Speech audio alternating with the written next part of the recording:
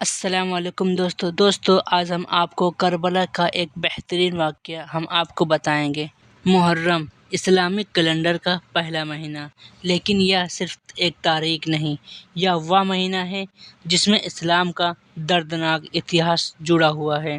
آج سے تقریباً 1400 سال پہلے 680 عیسوی میں کربلا نام کی ایک جگہ پر ایک ایسا واقعہ پیش آیا جس نے انصاف اور ظلم کے معنی کو بدل کر رکھ دیا۔ دوستو، آپ نے سنا ہوگا کہ جب بھی محرم آتا ہے لوگ امام حسین کی باتیں کرتے ہیں اور ان کی شہادت کا ذکر کرتے ہیں، اور کئی لوگ نماز پڑھتے ہیں اور عبادت کرتے ہیں۔ میں آج آپ کو ایک ایسی بات بتانے والا ہوں جسے آپ نے شاید کبھی نہ سنا ہوگا۔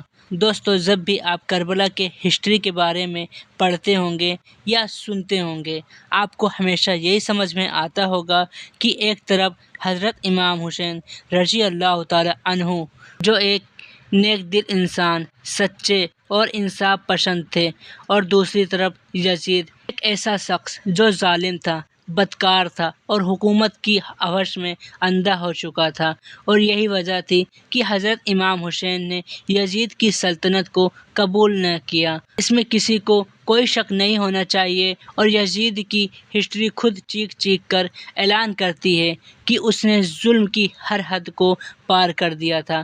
ایسے انسان کے ہاتھ پر بیعت کرنا مطلب ظلم کو بڑھاوا دینا اور غلط کو صحیح کہنا، اور یہی چیز حضرت امام حسین رضی اللہ تعالی عنہ نے بالکل قبول نہ کی۔ دوستو، اس ویڈیو میں صرف وہی باتیں نہیں بتائی جائیں گی جو آپ کو پتہ ہے یا آپ جانتے ہیں۔ آپ کو اس ویڈیو میں بتائیں گے کربلا کی وہ بات جو شاید آپ نے کبھی نہ سنی ہوگی۔ میں آپ کو لے چلوں گا اس سفر پر جہاں حق کے لیے ایک ننھا سا پیارا معصوم علی اصغر بھی شہید ہو گیا، جہاں ماؤں نے اپنے بیٹے خود بھیجے میدان میں اور اپنا سر نہیں جھکایا۔ یہ کہانی صرف جنگ کی نہیں دوستو، یہ کہانی اس آغاز کی ہے جو آج بھی ظلم کے خلاف گونج رہی ہے۔ کیا آپ جانتے ہیں کربلا کی جنگ صرف امام حسین اور یزید کی جنگ نہیں تھی، یہ کہانی بہت پہلے سے ہی شروع ہو گئی تھی۔ پیغمبر محمد صلی اللہ تعالی علیہ وسلم کے اس دنیا میں آنے سے پہلے اس وقت کا حجاز، جسے آج ہم سعودی عربیہ کہتے ہیں، ایک بیتے زمانے کی بستی ہوا کرتی تھی۔ وہاں دو بڑے خاندان رہا کرتے تھے، ایک کا نام تھا ہاشم اور دوسرے کا نام تھا امیہ۔ ہاشم وہ شخص تھے جس کو کعبہ شریف کی دیکھ ریکھ کی ذمہ داری دی گئی تھی، یعنی اللہ کے گھر کا انتظام، پانی سے لے کر مہمان نوازی تک سب کچھ ہاشم کے لوگ کیا کرتے تھے۔ ہاشم کا اخلاق اتنا پیارا تھا کہ جو لوگ ان سے ایک مرتبہ ملتے تھے ان کے دلوں میں ان کے لیے محبت ہمیشہ کے لیے بیٹھ جایا کرتی تھی۔ لوگ ان کے نام کی مثالیں دیا کرتے تھے۔ اور دوسری طرف امیہ تھا، ایک ایسا انسان جس کا اخلاق بہت ہی کڑوا اور خراب تھا کہ جو لوگ ایک بار اس سے ملتے تھے وہ دعا کرتے تھے کہ دوبارہ اس سے ملاقات نہ ہو۔ دوستو، جہاں ایک طرف عزت والا خاندان جو کعبہ شریف کی دیکھ ریکھ کرتا تھا، اور دوسری طرف وہ خاندان جس کو لوگ گھمنڈی کہتے تھے۔ دوستو، جس کو عزت نہ ملے اور اسے زبردستی حاصل کرنا پڑے، وہ جلتا ہے، حسد کرتا ہے اور پھر نیچے گرنے لگتا ہے۔ بس یہی حال تھا امیہ خاندان کا۔ اسے کوئی عزت نہیں دیتا تھا، لیکن اسے اپنے بھائی ہاشم سے جلن اور حسد تھی۔ اسے یہ سوچ کر غصہ آتا تھا کہ لوگ ہاشم کی عزت کیوں کرتے ہیں، لوگ اس کی تعریف اتنا کیوں کرتے ہیں اور اس کو اتنا کیوں مانتے ہیں، اسے کعبہ کا ذمہ دار کیوں سمجھتے ہیں۔ تو امیہ نے شروع کر دی چھوٹی چھوٹی حرکتیں تاکہ اسے بھی ہاشم کی طرح عزت ملنے لگے۔ لیکن دوستو، عزت حرکتوں سے نہیں ملتی، اخلاق اور اچھے کرداروں سے ملتی ہے، اور اسی وجہ سے وہ کبھی کامیاب نہ ہو سکا۔ وقت بیتتا گیا، لیکن امیہ کے دل میں ہاشم کے لیے نفرت اس کے موت کے بعد بھی جاری رہا۔ وقت بیتتا گیا لیکن امیہ کے دل میں ہاشم کے لیے اتنی نفرت پیدا ہو گئی اور بات یہاں تک آ پہنچی کہ اس کے موت کے بعد بھی یہ سلسلہ چلتا رہا۔ جہاں امیہ ہاشم سے نفرت کیا کرتا تھا، اس طرف اس کی آنے والی نسل بھی ہاشم سے نفرت کرنے لگی۔ ادھر ہاشم کا خاندان جسے دنیا بنو ہاشم کے نام سے جاننے لگی، ادھر امیہ کا خاندان جسے دنیا بنو امیہ کے نام سے جاننے لگی۔ اور پھر دوستو، بنو ہاشم کے چوتھے نسل سے ہی اللہ کے پیارے نبی اور ہم سب کے پیارے آقا محمد مصطفیٰ صلی اللہ تعالیٰ علیہ وسلم دنیا میں تشریف لائے، اور آپ 40 سال کی عمر میں ہی توحید کا پیغام دینے لگے۔ پورا مکہ آپ کے خلاف ہو گیا تھا، مگر اس وقت سب سے زیادہ کسی کو اگر جلن ہوئی تھی تو وہ امیہ خاندان تھا، کیونکہ وہ برداشت ہی نہیں کر سکتا تھا کہ ہمارے دشمنوں کے خاندان سے یعنی بنو ہاشم کے خاندان سے کوئی نبی آئے۔ دوستو، اگر آپ ہسٹری کو بہت ہی گہرائی سے پڑھ لیں گے تو آپ کو ایک بہت ہی بڑی بات جاننے کو ملے گی کہ اسلام کے شروعاتی دور میں مکہ کے قریش اور مسلمانوں کے بیچ جو بھی جنگیں ہوئی، مسلمانوں کے خلاف لڑنے والی فوج کا لیڈر کون تھا؟ وہی ابو سفیان، بنو امیہ کے سردار۔ دوستو، مکہ فتح ہونے سے پہلے ابو سفیان اسلام کے سب سے بڑے دشمن ہوا کرتے تھے، کیونکہ ابو جہل تو جنگ بدر کی جنگ میں ہی مارا گیا تھا۔ لیکن کہتے ہیں نا کہ اللہ کی رحمت بہت بڑی ہے، اللہ جسے چاہے اسے ہدایت دے دیتا ہے، اور ہوا بھی ایسا ہی۔ جب مکہ فتح ہوا تو ابو سفیان اسلام لے آئے، اور ان کے اسلام قبول کرنے کے بعد بنو ہاشم اور بنو امیہ کی وہ پرانی دشمنی بھی ختم ہو گئی۔ حضرت ابو سفیان نے اپنی پوری فیملی کے ساتھ، خاص کر اپنے بیٹے امیر معاویہ کے ساتھ اسلام کی خدمت میں اپنی پوری زندگی گزار دی۔ لیکن دوستو، یہ سب تب تک ہی تھا جب تک نبی پاک صلی اللہ تعالیٰ علیہ وسلم اس دنیا میں موجود تھے۔ جب حضرت محمد صلی اللہ تعالیٰ علیہ وسلم اس دنیا سے رخصت فرما گئے، تب تک بنو امیہ اور بنو ہاشم کے درمیان جو دشمنی تھی وہ تھم چکی تھی۔ نبی صلی اللہ تعالیٰ علیہ وسلم کے بعد بھی حضرت ابو بکر صدیق رضی اللہ تعالیٰ عنہ اور حضرت عمر فاروق رضی اللہ تعالیٰ عنہ کے دور تک سب کچھ ٹھیک چل رہا تھا۔ لیکن پھر اسلام کے تیسرے خلیفہ حضرت عثمان غنی رضی اللہ تعالیٰ عنہ کے دور میں، جو خود بنو امیہ قبیلے سے تھے، حالات بدلنے لگے۔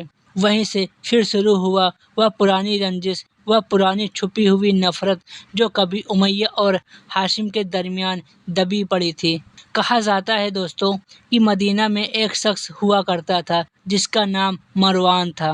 یہ وہی مروان تھا جسے اس کی غلط حرکتوں کی وجہ سے مدینہ سے باہر نکال دیا گیا تھا۔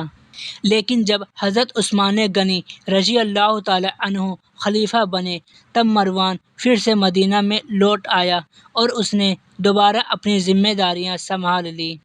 حضرت عثمان غنی کا کہنا تھا کہ میں نے مروان سے حضور صلی اللہ تعالیٰ علیہ وسلم کے سامنے معافی منگوائی ہے، لیکن دوستو یہی مروان آگے چل کر ایک بغاوت کی چنگاری بن جاتا ہے۔ اس کی وجہ سے ایک باغیوں کا گروہ کھڑا ہو جاتا ہے جو دھیرے دھیرے حضرت عثمان غنی رضی اللہ تعالیٰ عنہ کے خلاف سازش رچنے لگتا ہے۔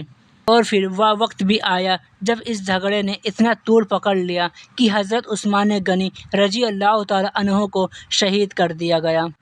حضرت عثمان غنی رضی اللہ تعالیٰ عنہ کے شہادت کے بعد حضرت علی رضی اللہ تعالیٰ عنہ اسلام کے چوتھے خلیفہ بنے۔ لیکن دوستو، اس کہانی میں پھر ایک پرانا چہرہ سامنے آتا ہے جس کا ہم نے پہلے بھی ذکر کیا تھا، حضرت امیر معاویہ رضی اللہ تعالیٰ عنہ کا، جو اس وقت شام یعنی آج کے سیریا کے گورنر تھے۔ انہوں نے حضرت علی سے کہا، جب آپ نے خلافت سنبھال لی ہے تو آپ سب سے پہلے حضرت عثمان غنی رضی اللہ تعالیٰ عنہ کے قاتلوں سے بدلہ لیں۔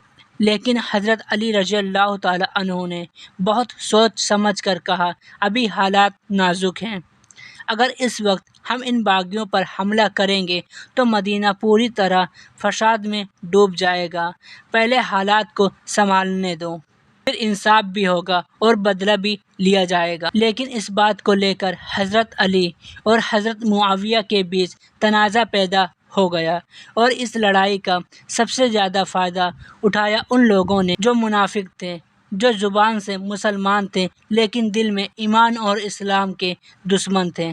انہوں نے اس موقع کا فائدہ اٹھایا اور مسلمانوں کو آپس میں لڑا دیا، اور اس کے بعد اسلام کی تاریخ میں پہلی مرتبہ ایک مسلمان کی تلوار دوسرے مسلمان پر اٹھ گئی۔ یہ تھا اسلامی حکومت کا پہلا گرہ یدھ، جسے سول وار کہتے ہیں، جہاں دشمن باہر سے نہیں آیا تھا، وہ ہمارے بیچ ہی کہیں موجود بیٹھا ہوا تھا۔ دوستو، اسلام کی تاریخ میں وہ دور بھی آیا جب مسلمان نے آپس میں ہی دو جنگیں لڑی، ایک کو کہا گیا جمل اور دوسرے کو کہا گیا صفین۔ سوچئے دوستو، جہاں کبھی کندھے سے کندھا ملا کر لڑنے والے لوگ اب ایک دوسرے کے سامنے ہتھیار لے کر کھڑے ہو چکے ہیں، اور ان دونوں لڑائیوں کے درمیان حضرت علی رضی اللہ تعالیٰ عنہ کی پوری خلافت جھگڑا سلجھانے میں ہی نکل گئی۔ باہر کوئی فتح ہوئی اور نہ اندر امن بنا، ایک مسلمان دوسرے مسلمان سے بچانے کی کوشش چلنے لگی۔ حضرت علی رضی اللہ تعالیٰ عنہ کے بعد آپ کے بڑے بیٹے حضرت امام حسن رضی اللہ تعالیٰ عنہ کو لوگوں نے خلیفہ قبول کیا، لیکن ادھر شام میں بھی حضرت امیر معاویہ رضی اللہ تعالیٰ عنہ نے خلافت کا اعلان کر دیا۔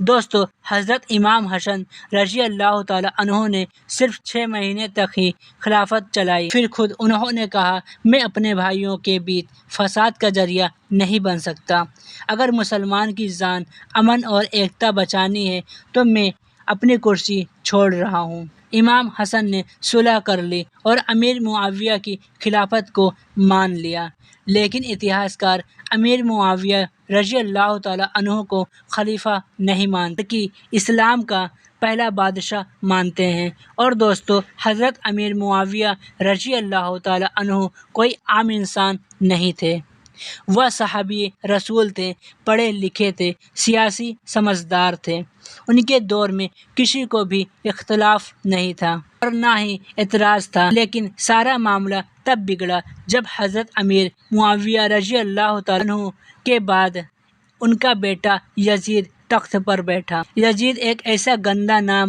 جس نے خلافت کو بہت ہی گندا کر دیا، وہ شخص جس کے بارے میں کوئی کہتا ہے وہ شرابی تھا، کوئی کہتا ہے وہ ظلمی تھا، کوئی کہتا ہے وہ بغیرت انسان تھا، لیکن اتہاس کار اس بات پر اتفاق رکھتے ہیں کہ یزید خلافت کے لائق بالکل بھی نہیں تھا، اور اسی وجہ سے حضرت امام حسین نے یزید کی بیعت کرنے سے انکار کر دیا۔ دوستو، جب حضرت امام حسین رضی اللہ تعالیٰ عنہ نے یزید کی بیعت کرنے سے انکار کر دیا تو وہ مکہ واپس لوٹ آئے، اور مکہ میں یہ بات پھیل چکی تھی کہ امام حسین نے یزید کی بیعت نہیں کی، اور یہی وجہ ہے کہ انہیں کوفہ شہر سے لگاتار خط آنے لگے۔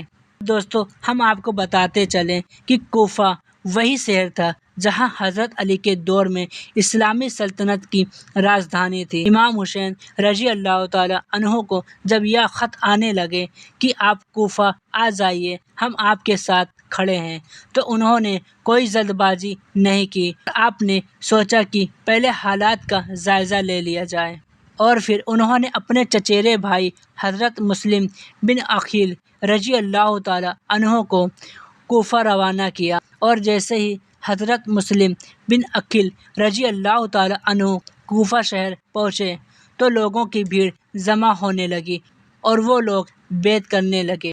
ہر روز بیعت کرنے والوں کی تعداد بڑھتی چلی گئی، لوگ جوش میں تھے، دل سے چاہتے تھے کہ حضرت امام حسین خلیفہ بنے۔ حضرت مسلم بن عقیل نے جب یہ دیکھا تو انہیں یہ ماحول بہت ہی پسند آیا، انہوں نے فوراً امام حسین رضی اللہ تعالیٰ عنہ کی طرف ایک خط لکھا جس میں یہ لکھا ہوا تھا کہ آپ فوراً کوفہ شہر تشریف لے آئیے، یہاں آپ کے ساتھ بہت سارے لوگ کھڑے ہیں۔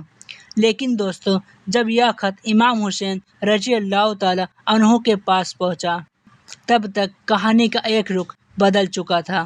یزید کو کوفہ کے حالات کے بارے میں پتہ چل چکا تھا، اور اسے یہ ڈر تھا کہ کہیں کوفہ کے شہر کے لوگ امام حسین کو خلیفہ نہ بنا لیں اور سلطنت کا تختہ پلٹ نہ ہو جائے۔ اور یہیں سے شروع ہوا ظلم کی ایک نئی چال۔ یزید نے ایک ظالم انسان ابن زیاد کو فوراً کوفہ کی اور روانہ کیا اور اسے کوفہ کا گورنر بنا دیا، جس کا مقصد صاف تھا: حسین کو روکو، حسین کے چاہنے والوں کو توڑو۔ دوستو، ابن زیاد یزید کا ایک ظلمی آدمی تھا جو حضرت امام حسین کو کوفہ تک پہنچنے سے روکنے آیا تھا۔ وہ ایک بڑا لشکر لے کر کوفہ پہنچا، لیکن اس نے اپنی فوج کو شہر کے باہر ہی روک دیا اور خود حلیہ بدل کر اس راستے سے کوفہ داخل ہو گیا جہاں سے اکثر مکہ اور مدینہ کے قافلے آیا کرتے تھے۔ کوفہ کے لوگ سمجھے کہ وہ امام حسین آئے ہوئے ہیں، اور انہوں نے حضرت امام حسین کو سمجھ کر ابن زیاد کی استقبال کیا اور راستے سجا دیے اور مرحبا مرحبا کے نعرے لگانے لگے۔ لیکن انہیں کیا پتہ تھا کہ وہ امام حسین نہیں، ابن زیاد ایک ظالم ہے۔ یہ صرف ایک دھوکہ تھا، ایک چال تھی۔ اگلے دن ابن زیاد نے اپنی پوری فوج کو کوفہ بلا لیا اور پھر ڈر پھیلانے لگا اور ظلم پھیلانے لگا۔ دھمکیاں دی۔ وہ لوگ جو 2 دن پہلے امام حسین کی وفاداری کا دعویٰ کیا کرتے تھے، اب امام حسین رضی اللہ تعالی عنہ کو وہ لوگ اکیلا چھوڑ چکے تھے۔ یہاں تک کہ حضرت مسلم بن عقیل رضی اللہ تعالی عنہ، جنہیں خود امام حسین نے بھیجا تھا، انہیں اپنی جان بچانا بھی مشکل ہو گیا۔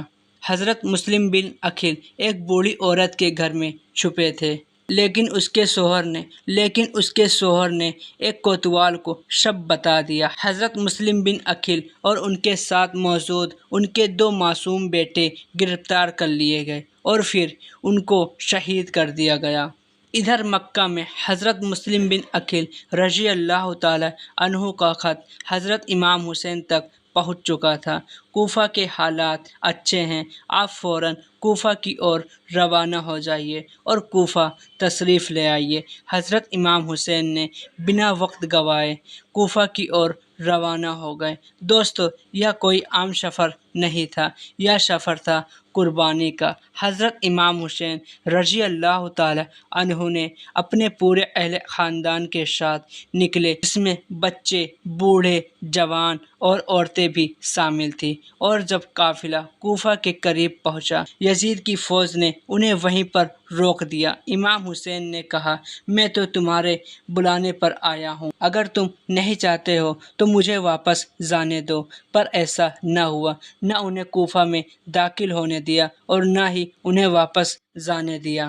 چلتے چلتے ایک چٹیل میدان آیا۔ تبھی حضرت امام حسین نے پوچھا: اس جگہ کا کیا نام ہے؟ جواب ملا: کربلا۔ تو اس کے بعد حضرت امام حسین رضی اللہ تعالی عنہ نے کہا: بس یہیں پر خیمہ لگاؤ، یہیں پر ہم لوگ ٹھہریں گے۔ ادھر ابن زیاد نے جب سنا کہ امام حسین نے کربلا میں اپنا خیمہ لگایا ہے، تو اس نے اپنی پوری فوج کو کربلا میں بھیج دیا اور اس فوج کی کمان سنبھالی تھی ابن سعد نے۔ ابن سعد وہ شخص تھا جو سعد بن ابی وقاص رضی اللہ تعالی عنہ، جو صحابی رسول تھے، ان کا نافرمان بیٹا تھا، جو بہت ہی ظالم اور ناکارہ انسان تھا۔ امام حسین نے سعد سے کہا: یا مجھے یزید کے پاس لے چلو یا مجھے مکہ واپس جانے دو۔ لیکن جاہل سعد نے حضرت امام حسین رضی اللہ تعالی عنہ کے دونوں باتوں کو ٹھکرا دیا۔ وہ جاہل انسان صرف ایک ہی بات پر اڑا رہا: بیعت کرو، بیعت کرو ورنہ نتیجہ بھگتو۔ لیکن حضرت امام حسین کا نہ سر جھکا اور نہ ہی ایمان۔ دوستو، دن گزرتے گئے، آخر 7 محرم کا دن آ گیا۔ دوستو، آپ کو بتاتے چلوں کہ کربلا کے میدان میں پانی کا انتظام کچھ بھی نہیں تھا، بس ایک ہی ذریعہ تھا: نہر فرات۔ لیکن یزیدی فوج نے 7 محرم کے دن نہر فرات کا پانی بھی بند کر دیا تھا۔ حضرت امام حسین رضی اللہ تعالی عنہ اور ان کے سارے خیمے والوں کو پیاسا کر دیا گیا تھا۔ عورتیں تڑپ گئی تھیں اور 6 مہینے کا معصوم علی اصغر بھوک اور پیاس سے تڑپ رہا تھا۔ حضرت عباس رضی اللہ تعالی عنہ امام حسین کے بھائی، جن سے یہ پیاس دیکھی نہ گئی، انہوں نے مشکیزہ اٹھایا، گھوڑے پر سوار ہوئے اور نہر فرات کی اور روانہ ہو گئے۔ پانی بھر لیا، لیکن جیسے ہی واپس لوٹنے لگے، یزیدی فوج نے ایک ساتھ حملہ شروع کر دیا۔ حضرت عباس رضی اللہ تعالی عنہ کو زخمی کر دیا گیا اور خون سے سنا مشکیزہ پانی خیمے تک نہ پہنچا۔ یزیدی فوج نے 6 مہینے کے معصوم علی اصغر پر رحم نہ کیا اور اسے پیاسا تیر مار کر شہید کر دیا گیا۔ 9 محرم کی رات آئی، تب امام حسین رضی اللہ تعالی عنہ کو یقین ہو گیا کہ یزید کی فوج صرف ایک ہی چیز چاہتی ہے، ان کا سر۔ تبھی حضرت امام حسین نے اپنے سارے ساتھیوں کو بلایا اور ان سے فرمایا کہ یہاں پر موجود ہر شخص 2-3 دن میں شہید ہو جائے گا۔ جو کوئی واپس جانا چاہتا ہے وہ واپس چلا جائے۔ اور حضرت امام حسین رضی اللہ تعالی عنہ نے خیمے کے سارے دیے بجھا دیے تاکہ جو کوئی جانا چاہتا ہے وہ چلا جائے، اور اس کے بعد دوبارہ دیے جلائے گئے تو ہر چہرہ آنسوؤں سے بھیگا ہوا تھا۔ کوئی بھی امام حسین کو چھوڑ کر نہیں جانا چاہتا تھا۔ اور پھر 10 محرم کی رات آئی، ایک طرف یزید کی لاکھوں کی فوج کھڑی ہوئی تھی اور دوسری طرف امام حسین اپنے 72 ساتھیوں کے ساتھ کربلا میں موجود تھے۔ دوستو، جنگ ہوتی رہی اور ایک ایک کر کے حضرت امام حسین رضی اللہ تعالی عنہ کے بہادر جوان شہید ہوتے رہے۔ نہ جانے اللہ تعالیٰ نے امام حسین کے بازوؤں میں کیسی طاقت دے رکھی تھی کہ اپنے بیٹے کی لاش کو اٹھا کر وہ خود لاتے اور اس کے بعد اپنے دوسرے بیٹے کو جوش کے ساتھ میدان میں لڑنے کے لیے بھیج دیا کرتے تھے۔ دھیرے دھیرے کر کے جب کربلا کی سرزمین سرخ ہو گئی اور امام حسین کے ساتھی شہید ہو گئے، تب امام حسین نے خود تلوار اٹھائی۔ تنہا تھے لیکن ہمت سے بھرے ہوئے تھے۔ پوری یزیدی فوج سامنے کھڑی ہوئی تھی، لیکن کوئی بھی جنگ کرنے کی ہمت نہیں کر رہا تھا، کیونکہ امام حسین حضرت علی رضی اللہ تعالی عنہ کے بیٹے تھے، حق کے ساتھی تھے اور جنت کے جوانوں کے سردار تھے۔ ابن سعد کو یہ سمجھ میں آ گیا کہ ہم یہ لڑائی ایسے نہیں جیت سکتے۔ تبھی ابن سعد نے اپنی فوج کو یہ حکم دیا کہ امام حسین پر ایک ساتھ حملہ کرو۔ حضرت امام حسین رضی اللہ تعالی عنہ ہر بار وار سہتے اور ہر بار ایک ہی بات کہتے کہ تعداد سے حق نہیں بدلتا اور نہ ہی سچائی بدلتی ہے۔ سچ اکیلا بھی ہو تو پوری دنیا پر بھاری پڑتا ہے۔ جنگ جاری تھی، تبھی عصر کی اذان ہونے لگی۔ اتنا ظلم، اتنا لہو اور اتنی تھکاوٹ، لیکن پھر بھی حضرت امام حسین رضی اللہ تعالی عنہ نے نماز نہیں چھوڑی اور نماز کی حالت میں سجدے میں چلے گئے۔ اور یزیدی فوج کو یہی موقع چاہیے تھا، کیونکہ حضرت امام حسین کے ساتھ آمنے سامنے جنگ نہیں لڑ پا رہے تھے، اور وہ کہتے تھے کہ اگر حضرت امام حسین نماز مکمل کر لیتے ہیں تو ہم یہ جنگ کبھی بھی جیت نہیں پائیں گے۔ حضرت امام حسین کی طاقت اور بھی زیادہ بڑھ جائے گی، اور یہی موقع یزید نے اپنے لیے غنیمت سمجھا۔ اور جیسے ہی حضرت امام حسین سجدے کی حالت میں پہنچے، ویسے ہی یزیدی فوج نے ان پر حملہ کر دیا۔ سمر نام کا ایک شخص آگے بڑھا اور امام حسین کے سر پر تلوار چلا دی۔ دوستو، اتہاس کی کتابوں میں آتا ہے کہ حضرت امام حسین کا سر نیزے پر چڑھا کر پورے کوفہ شہر میں گھمایا گیا، لیکن یزید کو کیا ملا؟ یزید نے اپنا تخت تو بچا لیا، لیکن یزید کا نام ہمیشہ کے لیے مٹ گیا۔ دوستو، کربلا کی میدان میں جب حضرت امام حسین کو سجدے کی حالت میں شہید کر دیا گیا اور آپ کے سر مبارک کو نہیں چھوڑا گیا اور آپ کے سر کو نیزے پر چڑھا کر پورے کوفہ شہر میں گھمایا گیا۔ اس جنگ کربلا میں حضرت امام حسین کے خاندان میں صرف ایک ہی شخص زندہ رہ گئے تھے۔ ان کا نام تھا حضرت زین العابدین، جو بہت ہی زیادہ بیمار تھے اور لڑنے کی حالت میں نہیں تھے، اور باقی سب مرد شہید ہو گئے تھے، عورتیں قید کر لی گئی تھیں، بچے بھوکے اور پیاسے تھے۔ حضرت امام حسین کا گھر اجڑ چکا تھا، لیکن حضرت امام حسین کا مقصد کامیاب ہو گیا تھا اور وہ اپنے مقصد میں کامیاب تھے، اور حضرت امام حسین رضی اللہ تعالیٰ عنہ اپنے اور اپنے خاندان کی قربانی دے کر اپنے نانا سے کیا ہوا وعدہ کو پورا کیا۔ تو دوستو، اگر آپ کو ہماری یہ ویڈیو پسند آئی ہے تو ہمارے ویڈیو کو ایک لائک کریں اور ہمیں کمنٹ میں ضرور بتائیں کہ آپ کو یہ کربلا کا واقعہ کیسا لگا، اور ہمارے چینل کو آپ نے اگر سبسکرائب نہیں کیا ہے تو چینل کو پلیز سبسکرائب کریں۔